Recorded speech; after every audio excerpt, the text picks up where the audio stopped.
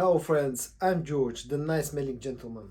When I started out my YouTube channel, the first two reviews that I did on this channel were about two Armaf fragrances, the Odyssey Homme and the Odyssey Homme White Edition. And ever since I got those two fragrances, I knew that there were two additional members to the Odyssey family, the Odyssey Mega and the Odyssey Mandarin Sky.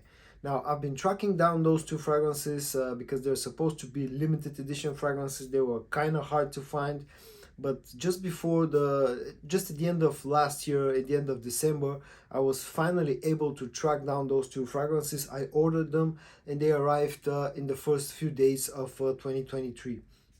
And so today in this video, I'm gonna show you the Odyssey Mega Limited Edition from the House of Armaf. Alright, let's quickly take a look at the presentation and the packaging of the Odyssey Mega.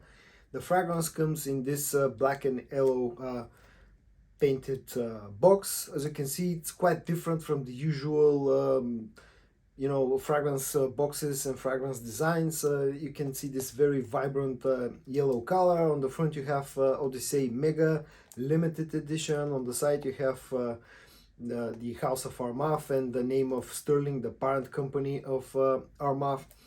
And on one of the other sides, as you can see, there's a sort of a silhouette of the bottle, and then on the bottom some legal information along with the batch code or the production date of the fragrance.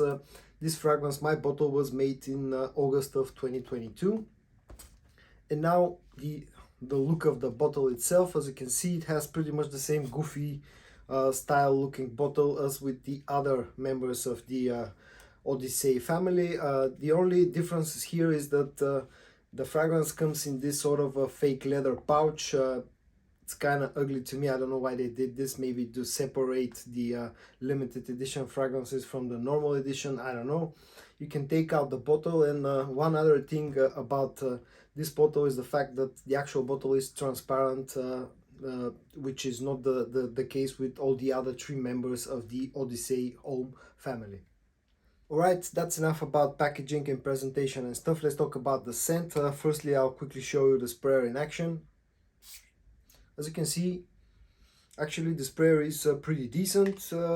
I have the fragrance here on a paper strip which I sprayed about 40 minutes ago, so I can talk about the dry down.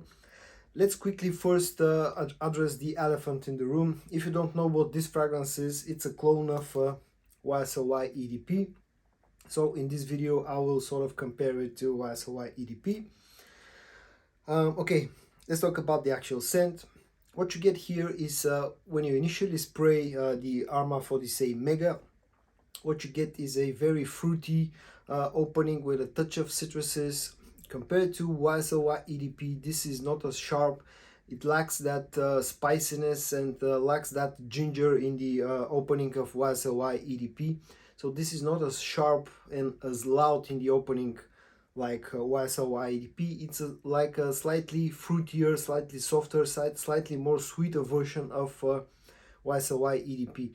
If I have to use one word to describe the differences between YSL Y Edp and the Odyssey Mega, it will be that this has this kind of a soapy feel. In the opening, the Odyssey Mega, I would say, is about 80 to 85% close to YSL Y Edp. On the dry down is where the Mega starts to get closer to YSL Y Edp. It has that pretty much the same, aromatic green, slightly sweet dry down. The scent-wise, on the dry down, the Mega gets maybe close to about 90% of what YSL Y Edp smells.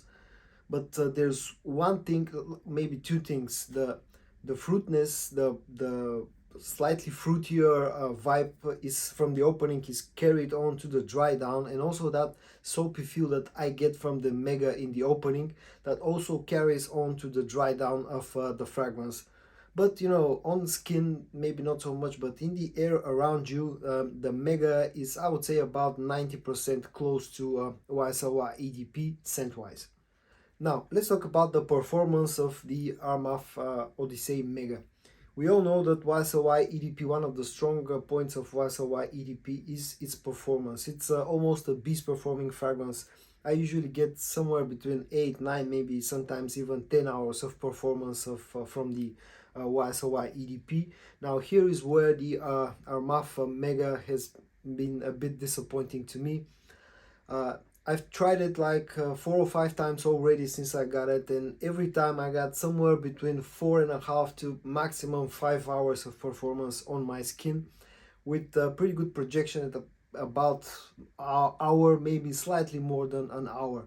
So basically you get twice less performance compared to YSL Y Edp.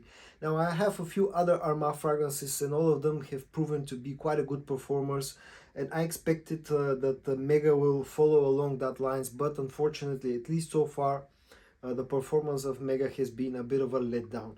Now I'll let this fragrance sit on a shelf for like maybe a few months, see if the maceration process will help with the performance of the Armaf Odyssey Mega, and I'll update you in a future video about that. But so far I've been somewhat disappointed by its performance.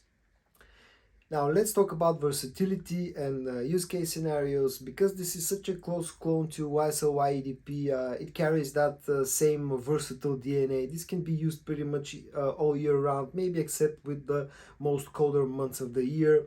It can be used both during the day and during the night. It's an office friendly fragrance, so all in all it's a pretty versatile fragrance.